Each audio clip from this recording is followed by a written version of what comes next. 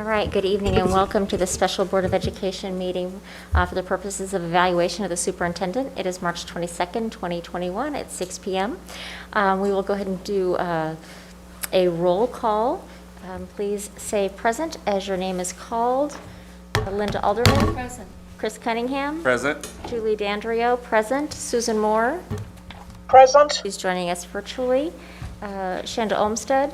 Present. Lydia Payne. Present.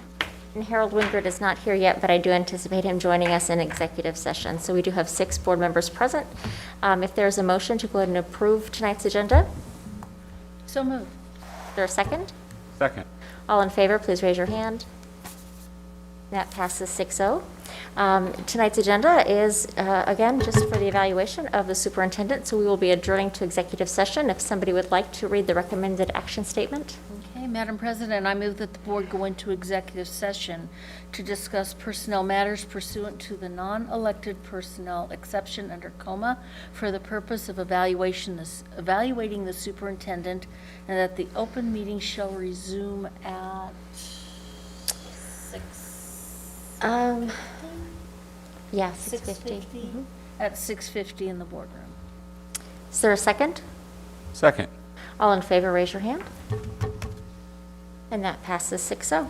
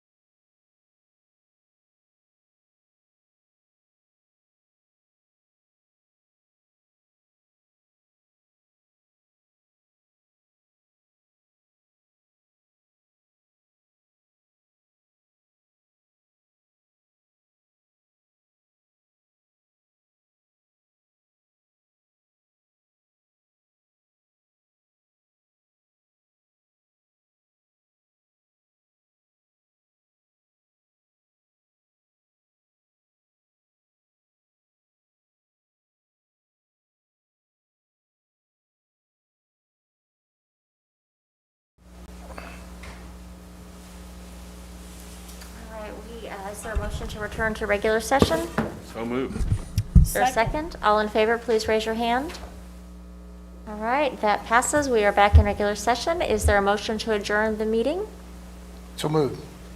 All in favor, please raise your hand. And that passes as well. Meeting is adjourned. We'll see you back here at 7 o'clock for the next meeting.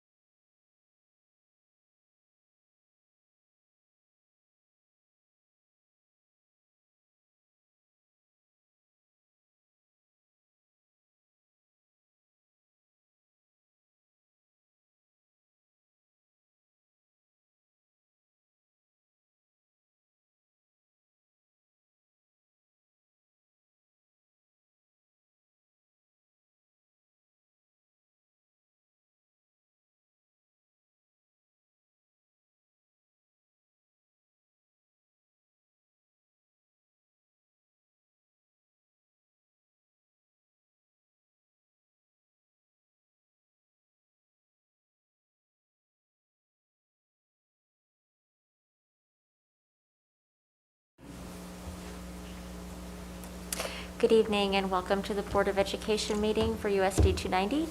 It is March 22nd, 2021 and 7 p.m. Go ahead and call this meeting to order.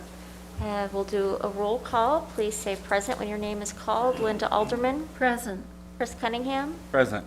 Julie D'Andrio. Present. Susan Moore. Virtual.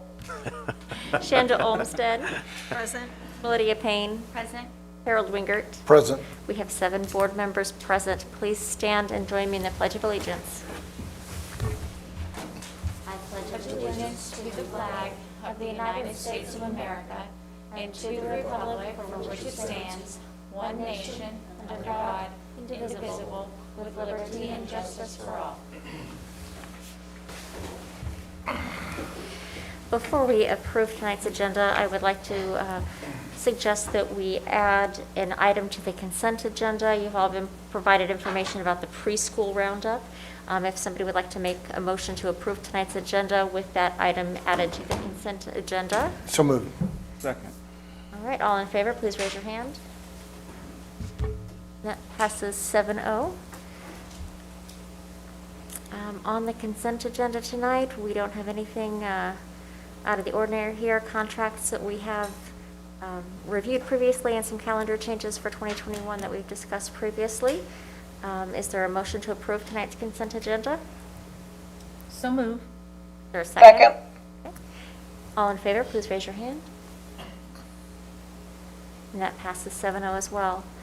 We do not have any comments from the public. Our first item this evening, we will need to go into executive session for the purposes of consultation with our attorney. If somebody would like to read the recommended action statement, we will need to invite our attorney as well as Dr. Cobbs, and we will need 20 minutes. Madam President, I move that the board go into executive session for the purpose of consultation with an attorney pursuant to the exception for matters which would be deemed privileged in the attorney-client relationship under COMA, and that the board return to the open meeting at 7:25. Perfect. In this room. The executive session is required to protect attorney-client privilege and the public interest, and I also move that our attorney, Mike Norris, be present via internet, and that we ask Dr. Cobbs as well. Is there a second? Second. All in favor, please raise your hand. And that passes 7-0. So we will adjourn to executive session.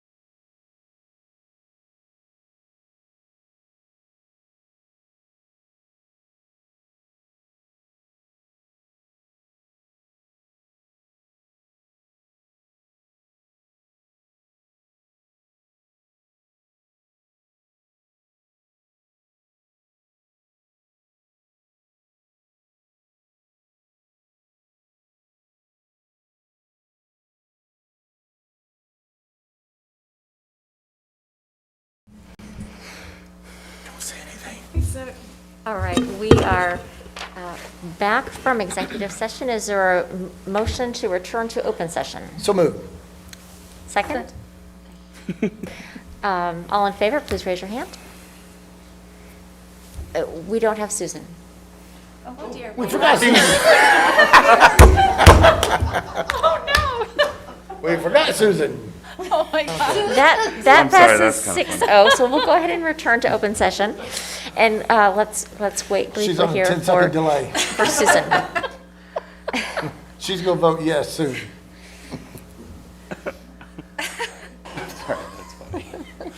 It is funny. Oh dear. Oh, we found her. Hey, I've been on the receiving end of that before.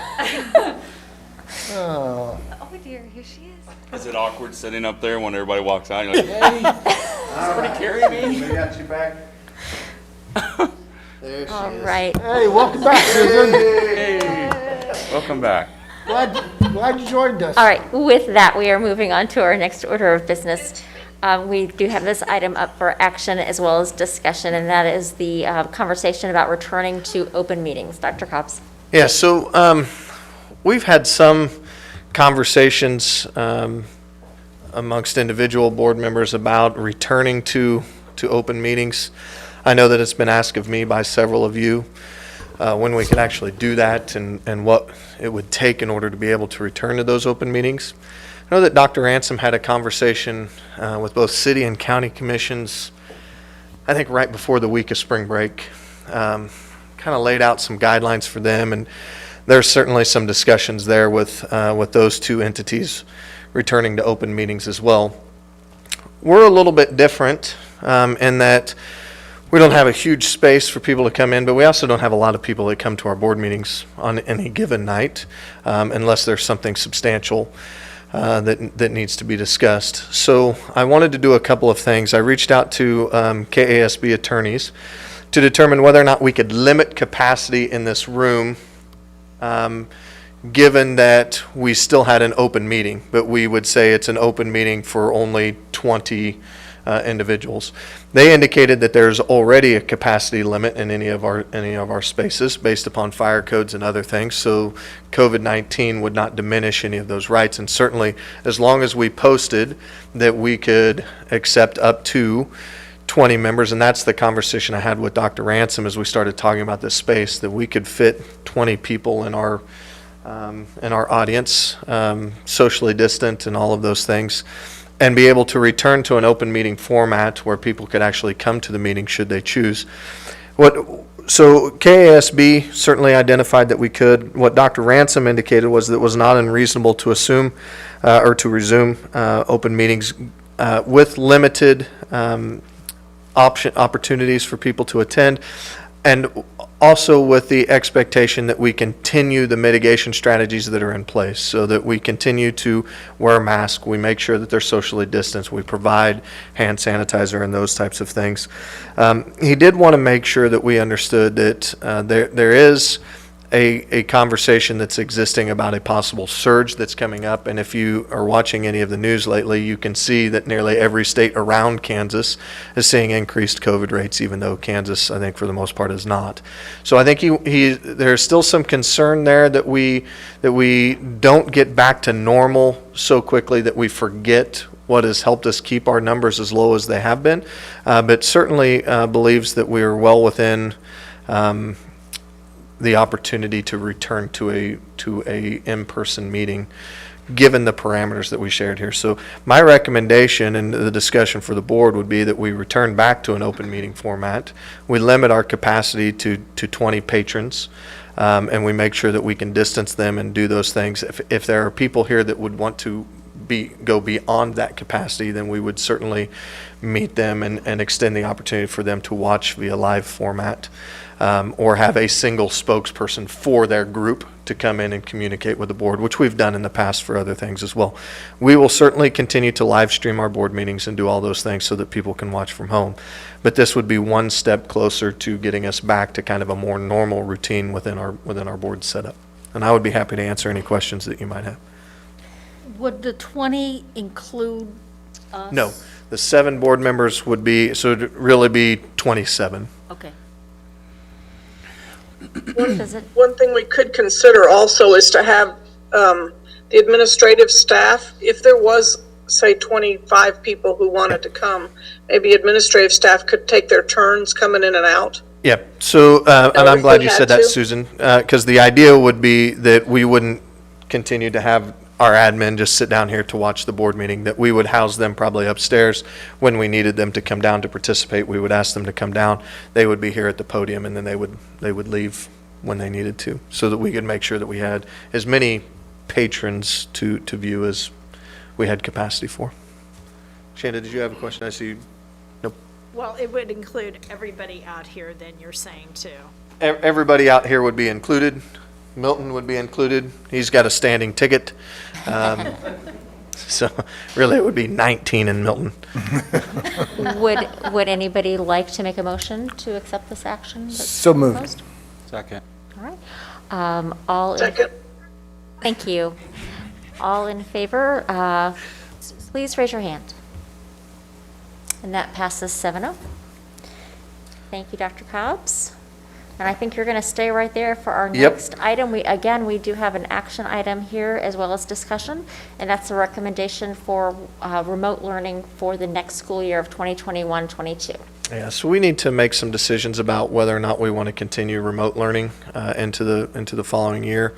I think it's important to remember that the reason that we offered remote learning was really about unknowns of how the school might handle COVID-19 and the different aspects of it. What we've seen is that we had about 20% of our student population that chose to be remote when we first started. When we came back to school, we had some that really wanted to come back with that, and then when we allowed students to return back at the semester, we saw about 10% of those 20, or 50% of those 20% come back to us. So we probably only have about 10% of our population currently attending remotely. The piece that is most worrisome as we have this conversation is whether or not we're meeting the needs of our remote students in the same capacity that we're meeting the needs of our in-person students. And so I ask, and I think you all saw on the board update, the questions that I ask of our building administrators to try to determine whether or not we were seeing the successes from remote students that we wanted to see. And this data is not without saying that some of our remote students aren't having success. But by and large, we see additional absenteeism from remote learners. The largest volume and faction of our students who are being turned in as truant are remote learners. The largest volume of students that are showing up on our eligibility reports are remote learners. More remote learners are, at least by percentage, are failing multiple classes and up to 3 classes, 4 classes, 7 classes in comparison to those that are learning in person. It was unanimous amongst administrators that we do not offer a remote option next year, that it creates an increasing burden on staff that is not resulting in student achievement in the manner that we think we can do so with an in-person. If we didn't know the statistics behind in-person learning like we do now, which we have little to no transmission, we have yet to see transmission of COVID-19 be traced back to a school function, to say you became COVID positive from a school environment. We've yet to see any of that. Our numbers have been incredibly low all year long for our students. Rarely has it been over 1%, if ever.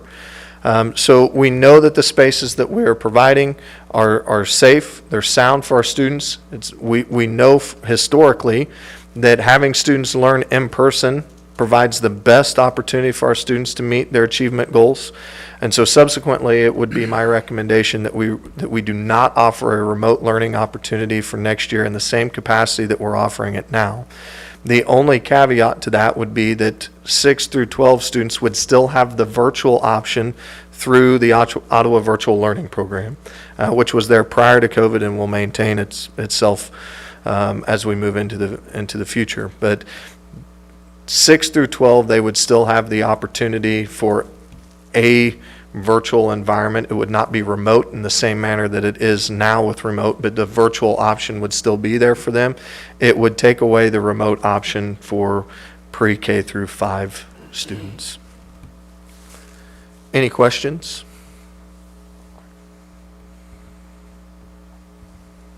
Is anyone interested in? I do have Go ahead. one. So we wouldn't take away from, I think one thing that we did learn from remote and Big Blue Button, we would still utilize that for kids that maybe are experiencing social, emotional, or have an injury or a sickness that they're going to be out a period of time, so that way they don't get behind. Yeah, that was a conversation that we had with several of the administrators as well, that we would have the ability to utilize Big Blue Button or Google Classroom or whatever it has to be in certain spots for students who met certain criteria, but not necessarily, hey, I'm going to be gone today, can I just log in via Google Yeah, or and that's not whatever. what I'm saying. Because it does create a different environment for teachers and students. So if we know that there is long-term illnesses, those types of things that we have to address, and we feel like we could do so in a remote capacity, certainly that's a conversation that we could have. But in terms of just having a remote classroom and a teacher identified for remote learning of those particular students, that would be the piece that we would look to remove. Thank you. Yep. Madam President, I think the recommendation going back to way we were pre-COVID, I do think we offer an online opportunity for students who choose that. So I make a motion that in next calendar year or school year, we go back to what you're saying, no remote Right, in-person opportunity. learning. In-person learning, thank you. Is there a second? Second. It was moved by Harold Wingert and seconded by Shanda Olmsted that we return to in-person learning for the 2021-22 school year. All in favor, raise your hand. And that passes 7-0. We are down to our next section, which is just a discussion area. There's no action to be taken, but Dr. Cobbs is going to review the Cognia report. Yeah, I think it's important for us, one, to review the report and the recommendations made by Cognia. As you all know, that we had our accreditation cycle towards the end of January. One, it should be a celebration of our successes and our achievement. This is an incredible accreditation review, and one that they're actually going to utilize as the pinnacle for schools, right? So they asked me yesterday via email if they could use our review process as the example of how it should work for schools. So again, I think that speaks volumes about the work that all of our staff put in, specifically Amy and Shannon, who did an inordinate amount of work to make sure that we were prepared and had all the documentation ready for them. And then, of course, all of the people who were involved in the different interviews.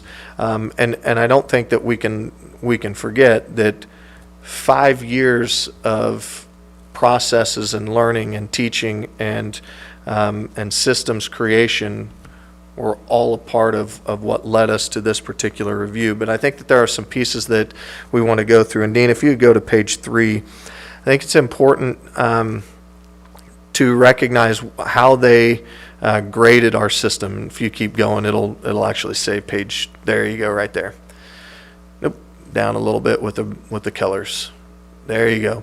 So it's important for us to recognize how they chose to grade our system. So what you can see is that if you were graded as insufficient, you're basically identifying that there was no evidence. If you were initiating, you may have evidence, but you need to improve your efforts. So you wanted everything to be in the green and blue category. Improving meant that you met the expectations of the system. So you were doing what you were supposed to do. You had areas of improvement that you could meet, but all in all, what you were doing was a satisfactory job of meeting the needs of your students and your staff. The blue was impacting, and ultimately that is indicating that not only are you meeting the expectations, but you're noteworthy in your implementation of them. So we wanted to see a lot of greens and blues, and we honestly saw a great deal of greens and blues. So Dean, if you look at the next page, This is leadership capacity standards, and this certainly includes our board, it includes our administration, and it also includes how they identified teacher leaders within this process.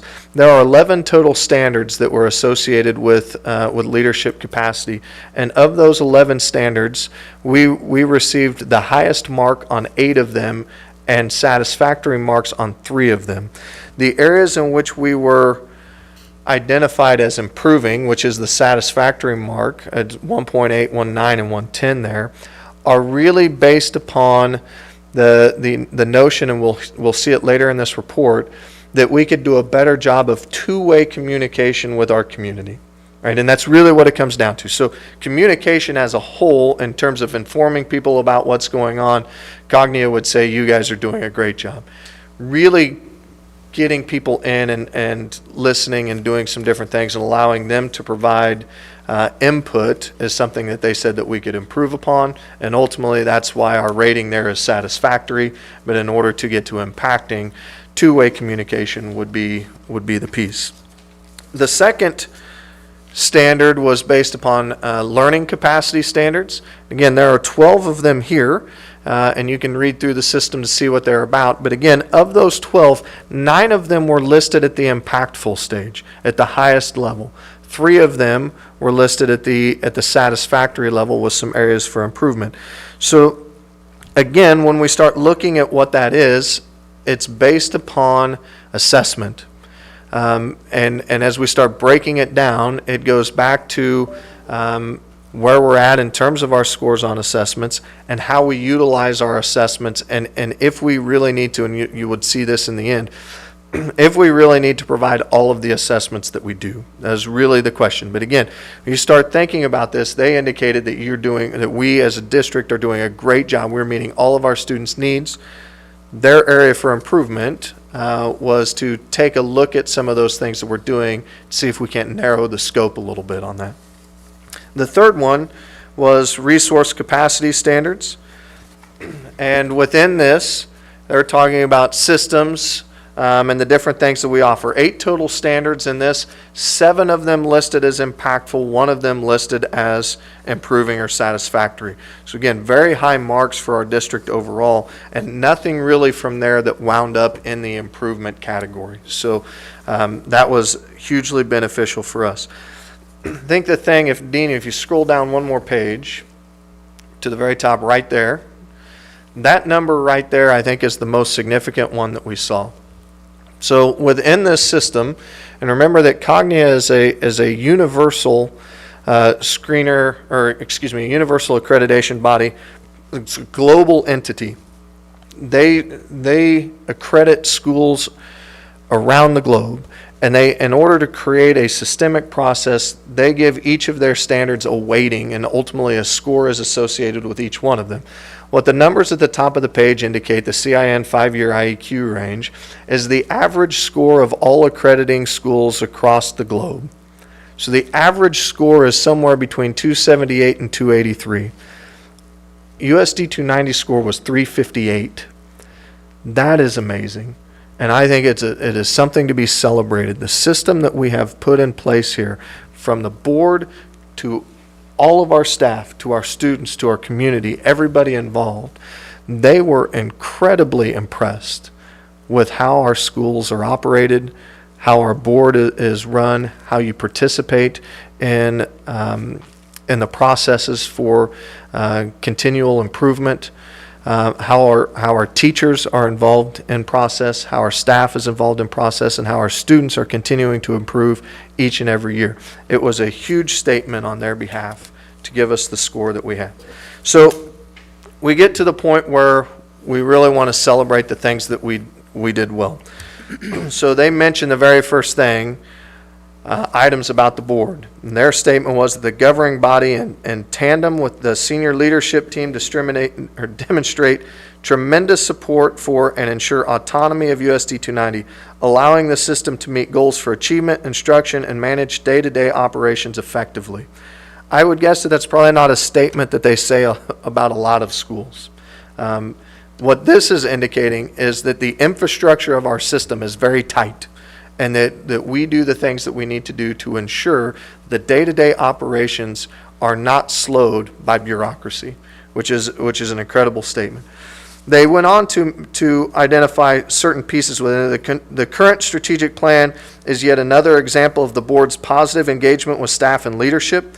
The leadership team has led the redesign process and the development of the strategic plan to foster a commitment and synergy throughout the district. Multiple teachers noted how this involvement led to enhanced buy-in from all, and the leadership in the district also has encouraged collaboration among stakeholders. So there's this constant conversation about all parties being involved and really getting to the crux of what we do, which is student achievement. That was a huge positive and something that they wanted to identify with us. The second one that they identified was that the district uses data-supported decision-making to effectively monitor its programs and processes. And again, I think we can talk here about data supporting our decisions. We use data to determine whether or not we could reopen board meetings. We use data to determine whether or not our remote instruction is being effective and if we should continue to offer it. What they indicated here was that sustained practice is well received by all, that the artifacts that they researched revealed an assessment schedule that is used throughout the system for evaluation of curriculum and to inform instruction, and that professional development is based upon that data collected throughout teacher observations, as well as student-teacher surveys, etc.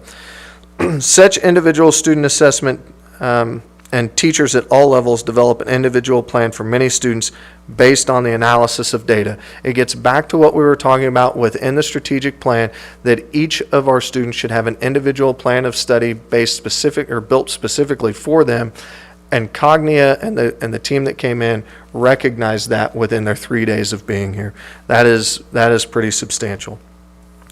The third area was an integrated whole child early learning philosophy rooted in research and evidence-based best practice is monitored and impacting all levels and all programs. Ultimately, what they're indicating is that the expectation that we have to address the whole child and every aspect of it is seen pre-K all the way to grade 12. Again, that was our expectation when we developed the strategic plan. For them to be able to recognize it within 3 days is pretty substantial. Some of their statements were that the needs of students are always placed first, that we are increasingly focused on development of attitudes, beliefs, and skills that children need, and that we include enhanced counseling and implementation of social emotional learning curriculum, utilization of social workers, and other measures to ensure our commitment to the whole child. So one parent noted that her child was able to move seamlessly into classes when transferring from another district with no lapses occurring in the student individual education plan, which is something to be said about a student coming in from another district and fitting right into our system and being able to not have any lapses in learning. Middle school students, and this came from a high school student, that middle school students have a treat in store for them when they see what is available at the high school. Coming from a student interview to be able to say that and tell middle school kids who are typically very scared of coming to the high school, to be able to recognize that what the high school offers is substantially different from a number of high schools is certainly noteworthy. So those were the three areas that they identified as really exceptional. They also identified the three areas that we have for some improvement. The first one would be the evaluative process. I did have a conversation with a couple of teachers about where this came from, because they identified that this process came from teaching staff. But ultimately what it says is the evaluative process, including the study of effectiveness of current approaches to help create consistency, cohesiveness of rigor across the system, were not formalized. And ultimately what they indicated was that teachers told them that they didn't like the McCrell evaluation system. And if you read the narrative that goes along with it, that came out in teacher interviews. So Ultimately, what they said was that faculty noted more satisfaction with results in other practices, whether it be through walkthrough data, whether it be through the instructional framework, whether it be through just having conversations about good practice with coaches and whatnot, versus the actual evaluation form. And that ultimately the district should explore other avenues of evaluation if the McCrell document is not meeting our teachers' needs. So certainly that will be a conversation that we use in the future to begin to explore other avenues in terms of how we want to evaluate teachers in the document that we choose. Remember, and I think Linda was probably still teaching when this occurred, the state basically gave two options. Back in, I don't know, probably 10 years ago when we moved to this system. One was choose McCrell, and there would be a standardized evaluation tool across the state of Kansas, which was the McCrell document, or build your own, which at the time, most of them were not being approved because the state wanted a standardized evaluative tool. That is not necessarily the process anymore. We have remained with McCrell. If it's the right tool, great. If it's not, we look into this and determine that we need to do something different. Certainly we have some opportunities to change how we evaluate teachers in the document that we use. That would have to be a negotiated item though, which is why we'll have the conversation with OEA when we're ready. Okay. The next one was what we talked about in terms of two-way communication, a process to engage all stakeholders in two-way communication to help ensure multiple viewpoints are embedded and decision-making is limited. I think they also went on to say that information and providing families and parents with communication is top-notch, that families, students, teachers, staff alike all indicated that they receive all the information they need. What Cognia was identifying was that we don't have a lot of processes to engage parents in decision-making processes. So I asked Shannon Vogler, who is the lead Cognia person for our area, for the 11 states in our area or whatever it is, what exactly that means. What does it mean to engage them in decision-making processes? Because I'm not sure that I saw a situation in which the 7 members of our board would hand over their decision-making power to a group of persons who were not elected to this position. Knowing the information that you guys get about our systems and the things that not everybody gets to know about how schools operate and so on and so forth. So she indicated, no, that's not what we're talking about, and provided me a list of things that she thought would be beneficial, such as coffee hour with school leadership at the local coffee shop and providing informal ways to discuss current priorities, successes, voice any questions or concerns that they might have. School block parties where schools organized a picnic or gathering in a few locations, which encourage family activities and interactions with school leaders. Doesn't have to be a meal, just times with parents and kids and so on and so forth. Focus groups be brought in for specific initiatives and propositions. Systematic perceptual survey administration that would go out to parents about how they feel about our district, and then a question and answer box on our website. Now, if I'm not mistaken, I believe that Dean has a question and answer box on our website, or at least did at one point with COVID concerns. This is something that we've done before. Prior to COVID, we used to have family nights all the time at each of our elementary schools. Different groups would pick different activities and do different things. So these are things that we've done in the past. We haven't done a very good job of doing them recently. So certainly we can explore those opportunities and see where we go. But that would certainly be an area for improvement. The last one that they indicated was formal operating process to help identify what is working well and what needs enhancements in terms of program evaluation was limited. And what this really came down to was whether or not we still need to give all of the assessments that we give. And this really came from teachers. So one of the conversations that we'll have in the future is really, what do we want to see? Do we still need to do MAP? Do we have to do FastBridge? It's expected by the state. It meets all the dyslexia needs. So that screener has to remain in place. Really, MAP is the one that would be indicative of the conversation as to whether or not we need to continue to give it. historically, this board has always been appreciative of MAP scores and probably the scores that they lean on the most. I would tell you that most of our teachers understand MAP scores better than they do the other scores as well, and Amy might be able to indicate that as well. So it's a conversation that needs to occur. I would profess to this board that we really do not spend a great deal of time giving assessments. The actual assessments themselves do not take very long, and it is not like the days of old when you would spend 3 weeks preparing for the state assessment and then give the state assessment for 5 straight days or whatever it happens to be. That's not really the way assessments occur anymore, but certainly worth the conversation as we move forward. So that was our Cognia review. Overall, it was a great review.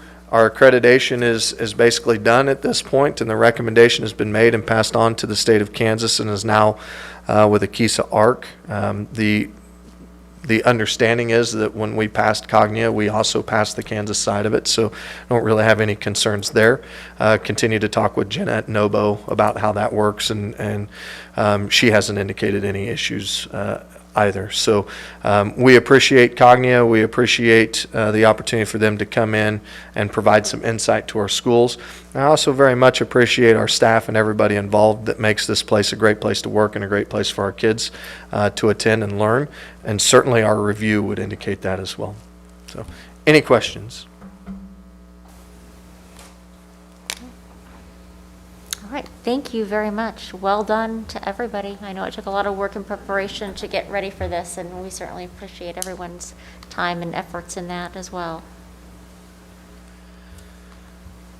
All right, we are moving on to gating metrics. Dr. Kops, update us on what's going on. Yeah, there is honestly not much here. So I didn't bother with the school gating metrics that we've provided in the past, mostly because we weren't in school for all of last week. So data is probably not grandiose to begin with. But here is what you can see, that we have been on a continual decrease of COVID rates for quite some time. There was a small uptick from 62.6 per 100,000 to 66.6 per 100,000. But other than that, we've been on a continual decline for quite some time. This is all really great news. Again, part of that is because we have really great processes in place. And as we continue to get more people vaccinated, we continue to work through this and people understand how we can keep our schools safe, I think we'll continue to see these numbers come down. But this is a far cry from where we were at in November, when we saw numbers into the 600s, or even January where it was 622. So this is all good news for Ottawa as a community and Franklin County as a whole, for sure. I also did not put absenteeism on there because honestly we just don't have a problem with absenteeism. It has not been impacted by COVID. The one thing that you see there where it was 92.49% was a day before a break. And yeah, it was actually one of the snow days maybe when people didn't send their kids to school. So it was down somewhat, not an enormous amount. So I had a quick question. Do we have a benchmark on when we are going to open Cyclone Hour back up? No, Cyclone Hour has always been at the determination of high school administrative staff. It was created by them. It has not been a function of our board up to this point.